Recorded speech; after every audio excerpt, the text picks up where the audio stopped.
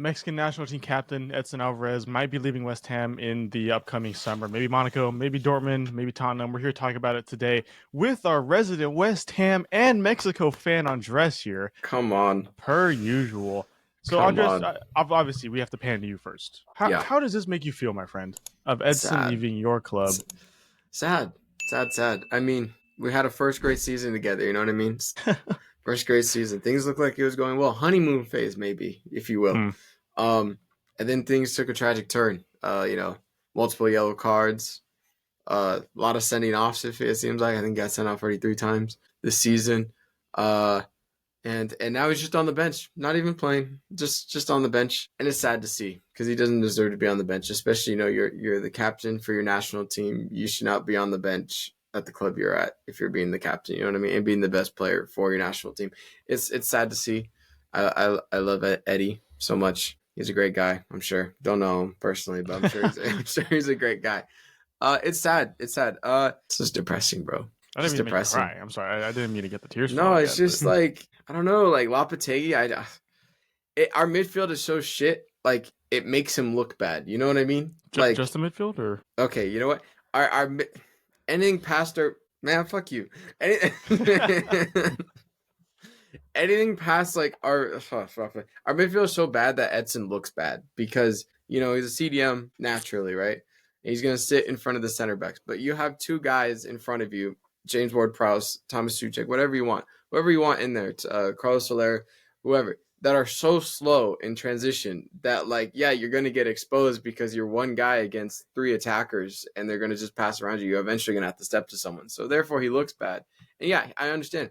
He's not the fastest guy in the world, but he's a CDM. So what do you expect? You know what I mean? Like last season with Moyes, we had perfect coverage. Edson looked great because he had that coverage. We had a strong midfield. Arguably, yes, it's the same midfield, but there was a counterbalance between all three players. This season, they're all three just doing their own thing. Like all three of them are just like out and about. And Edson can bring the ball forward. We see it from the national team all the time. And he can do it in games. Sometimes his passing selection isn't the greatest, but that's okay. Happens. But yeah, it's frustrating because it's not his fault, not all his fault hmm. entirely. I think it's a lot to the manager, him wanting to leave. I understand, you want to play and you shouldn't be, sitting on the bench for the rest of the season all the way till May because, I think he can contribute something. I think he'd be better than James Ward-Prowse in terms of, I don't know what he does, honestly. He kind of just stands there half the time where he drives the ball forward and then plays it back. It's very frustrating to watch. But yeah, Edson doesn't deserve to be on the bench. And I hear from reports from West Ham Twitter that he's entirely open to a move, and he's one of the players the club is actually looking to offload in this summer. So it makes me feel very sad because, I bought an Edson Alvarez jersey, and now I'm going to have to not wear that one again. So, Yeah, yeah. I mean, and to clarify, this looks to be a pretty mutual decision between player and club. It seems like the club are actively telling him he could be sold, and Edson's ready for it, which is why the rumors of Dortmund, Tottenham, maybe Monaco. Monaco's been in the mix for a while now. Let me ask you guys. I'll go to Diego here. What's the next move? As to my Tottenham fan on the channel, would you appreciate him at Tottenham? Is that the right fit? What do you think?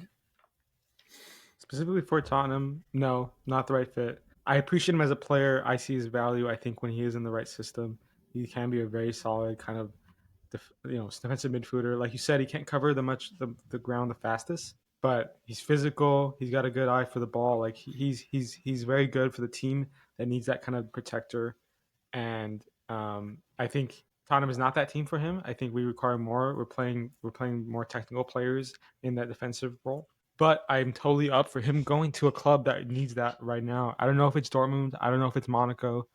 But somewhere where he can get game time and he can play to the way he wants.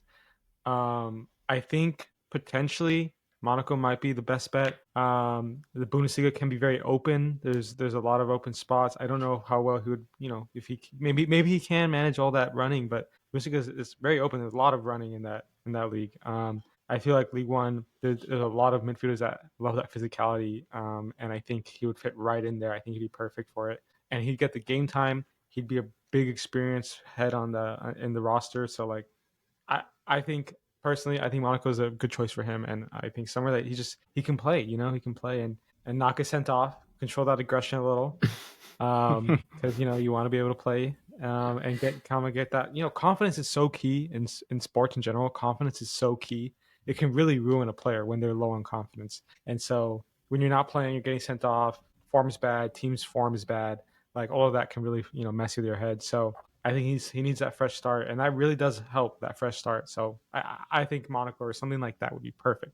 Perfect for him. Hmm. Perfect for him to kind of start anew. Yeah, I think Tottenham, L move would not be the right move. I mean, if you can't get it working at West Ham, regardless of the team you're playing with, I don't think you can get it going at Tottenham, right? And Tottenham are not in too much of a different situation than West Ham right now. Tottenham are Only 2 not points looking that ahead. hot. Yeah, and Yeah. that's well, just no one's winning in that scenario there. But Tottenham is just, it is, in my opinion, it wouldn't work out. I think he would completely change the way the ball moves forward through Tottenham's midfield in a negative way, and that's not a dig on Edson. That's just he just wouldn't fit in the system. But I'm going to go different than Diego. I think Dortmund. Ooh, he screams Dortmund to me. Edson Alvarez in a Dortmund jersey will be a streets will never forget player when it's all said and done. Clip that. Clip it. Wow. I Clip think it. that'd be made like I think he can go to Dortmund and be there for 5, 6, 7 years and become one of their great midfields. Because they need some resurgence. Dortmund is just not the team they were. At least this season, they're in 7th place in the Bundesliga right now when they should be fighting for that first place title.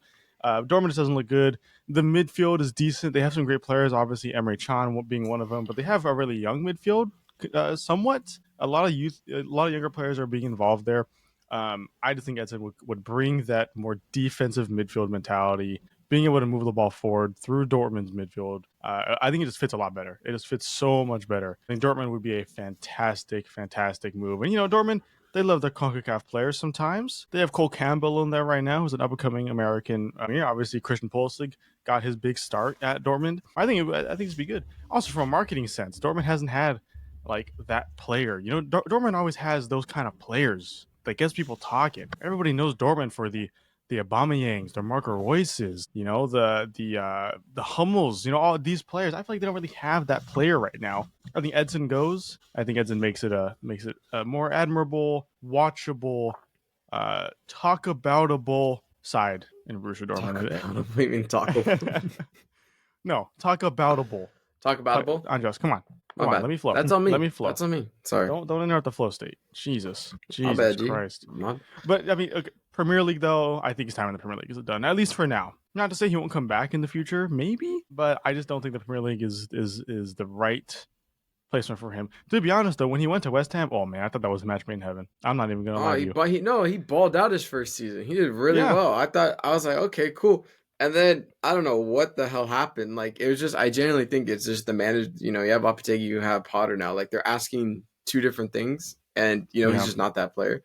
It works in a Moyes system because you're gonna sit back, you're gonna be able to like hover around in front of your center backs. You're not gonna be asked to go these striking forward runs. But at the same time, I don't know. I think the managers don't have that faith in him anymore. I generally have no idea because.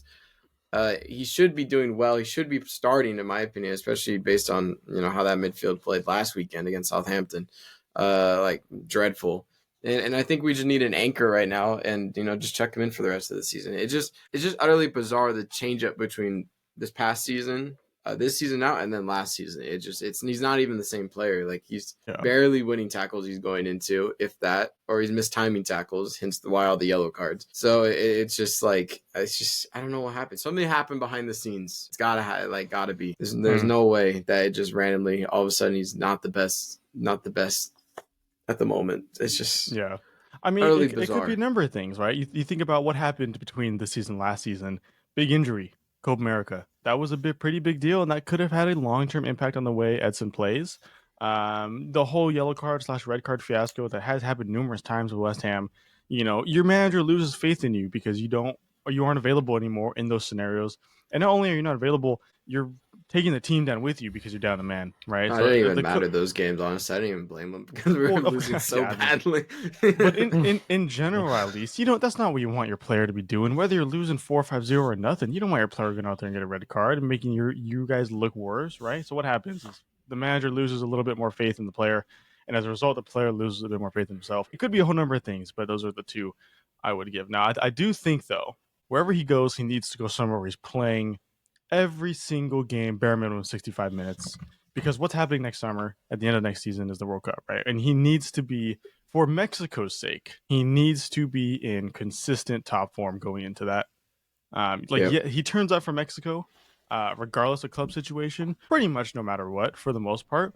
But even then, you want to be the best you can. I think wherever he goes, he needs to be playing, which I think Dortmund is going to be would be a big call. I think Monaco would be a big call. I think Tottenham would just be a waste of time for everybody. Yeah, I think because so. I mean, go ahead. No, I was gonna say this is a little bit more West Ham centered in terms of the summer. Obviously that's when everyone's playing off. But I'm a little concerned though, based on the amount of players that are looking to leave or the clubs looking to off sell. Like I'm scared that we won't have a replacement. You know what I mean? Like because that's how West Ham business works. Is like we sell players and then don't have replacements. So I wouldn't be opposed to not letting them go, but I'm just saying like.